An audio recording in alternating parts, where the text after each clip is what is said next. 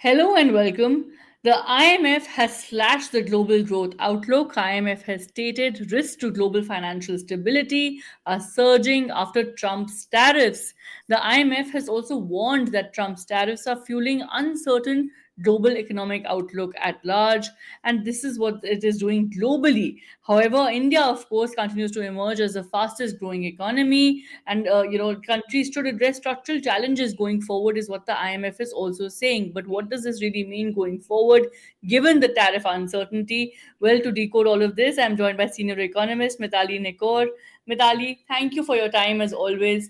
Well, one is, of course, the IMF's warning coming for the rest of the world, but India continues to emerge stronger, continues to outperform, and remains the fastest growing economy.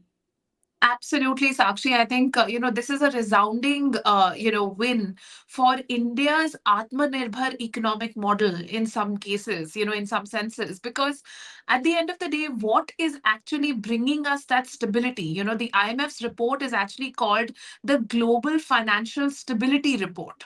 And in this, India has come out on top because India has a very large domestic market of not only consumers, but also investors, an economy that can sort of survive on its own in many senses. And we are not that, I mean, while we are linked to export markets, we are not dependent on our exports for our survival and even for our growth. And that means that, a certain minimum amount of growth rate will continue regardless of what happens in the rest of the world. So in a sense, after yesterday's incidents across the global economy, and we've seen gold prices go up and a lot of mayhem on stock markets in the last few weeks, this report comes almost like a breath of fresh air for the managers of India's economy in that sense. And kudos to the RBI and the Ministry of Finance and the Department of Economic Affairs, who have all maintained, that certain policies, especially the policies around Atmanirbharta, which were started during COVID, are now yielding these results. Right, so a big thumbs up for India, of course, a bullish outlook in a sense. But what does the IMF mean when they say that, look, countries should address structural challenges? And how easy is that going to be, Mitali, given the fact that this tariff uncertainty for the rest of the world continues to loom? Absolutely, Sakshi. I mean, it does make the business environment so much more uncertain when we don't know what are the rules of the game. In economics, we have a subject called game theory, which I was never particularly good at.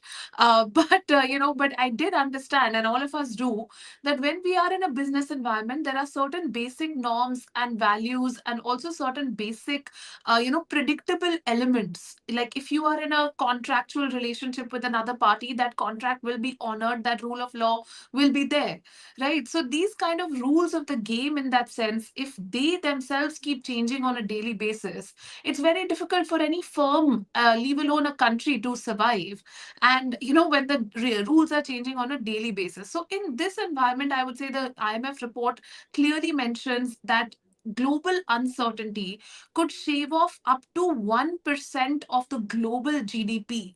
And a lot of that will come from the US economy, is something that the IMF report clearly says. And of course, countries like India, our growth rate is still projected at about 6.5% for 2025, which is a slight decline from 6.8% in 2024, but is the highest amongst the world and is the highest amongst emerging economies. So, it automatically puts countries which are, say, less integrated in a better position, which is completely, an antithesis of the kind of growth we used to see in the 1990s. Right. And going forward, Mitali, as far as India is concerned, what sectors do you feel one can focus on so that, look, this is the projection, like you said, 6% and above. India is, of course, clearly leading that curve with a 6.2% projection. But how can India continue to maintain this as well as set an example for the rest of the world? What sectors should they be looking at very closely? So I do feel that there's going to be some amount of focus on import substitution as we go forward, particularly in our manufacturing sector. So we might think of, upskilling and increasing the technology components, for example, in electronics, in semiconductors. I mean, these are sectors which are very critical to our economic security, very critical to working in artificial intelligence, and therefore sectors in which we are being able to attract a lot of investment as well under the PLI scheme. So I think that these are sectors which will really grow well. Automobile and auto sector, auto components, despite tariffs and the fact that the tariffs have been paused and some reprieve has been given. Also, we are working out a trade deal with the US. So the auto sector again might benefit from from these deals. And apart from consumer facing sectors, I would also say basic metals, steel, aluminium, and iron. These are sectors which will do really well because again these are sectors which are required in most production and manufacturing activities, and I do expect manufacturing of light goods also to increase in India because again from an import substitution standpoint. So I think these sectors definitely, and over and above this I always advocate that agriculture is one sector where our government should be stepping in and we should be seeing more and more investment in climate resilient agriculture. All right. Thank you so much for decoding all of that for our viewers, Mitali. We will continue to track, of course, India's economy and the rest of the world given this tariff uncertainty. Thank you. Thank you.